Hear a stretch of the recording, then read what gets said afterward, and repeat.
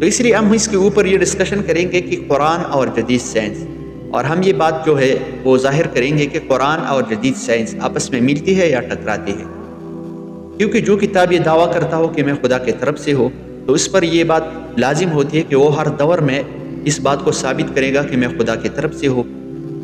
سینکڑوں سال پہلے دور آیا تھا معجزوں کا، تو قرآن میں معجزے ہی معجزے تھے۔ اس کے بعد دور آیا پوئٹری کا، لٹریچر کا، تو قرآن کے مقابلے میں کوئی بھی ایسا کتاب نہیں تھا جو قرآن کا مقابلہ کرے۔ اللہ رب العالمین نے پوری دنیا کو چیلنج کیا، مسلم اور غیر مسلم کو، کہ ان کنتم فی ریب مما نزلنا علی عبدنا فاتوا بسورۃ، اگر آپ لوگ جو ہے اس کتاب میں شک کرتے ہو تو اس کتاب جیسی کتاب لے آؤ، یا اس کتاب میں جو صورت ہے اس صورت جیسی کتاب لے آؤ۔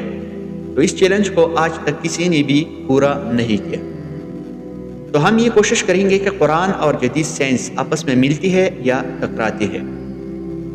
ایک نوبل پرائز ونر آئنسٹائن وہ کہتا تھا science without religion, science without religion is lame and religion without science is blind, یعنی ریلیجن جو ہے، سائنس جو ہے وداؤٹ ریلیجن لنگڑی ہے، اور جو ہے ریلیجن ہو جو ہے وہ وداؤٹ سائنس جو ہے وہ اندھا ہے۔ یاد رکھو قرآن جو ہے وہ سائنس کی کتاب ہے، یہ سائنس کی کتاب نہیں ہے۔ قرآن جو ہے وہ سائنس کی کتاب ہے، سائنس کی کتاب نہیں ہے۔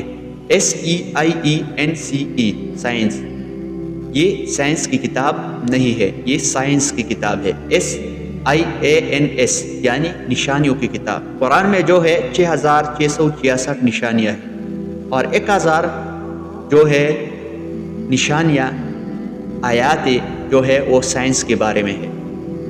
تو ہم جو ہے اس بات کو ظاہر کریں گے کہ آج جو ہے سائنسدانوں نے ان حقائق پر بات کریں گے جو سائنسدانوں نے ثابت کی ہو، یعنی سائنٹیفک فیکٹس کے بارے میں ہم بتائیں گے، قرآن کے بارے میں اور جدید سائنس کے بارے میں۔ سب سے پہلے ہم جاتے ہیں فلکیات کے بارے میں۔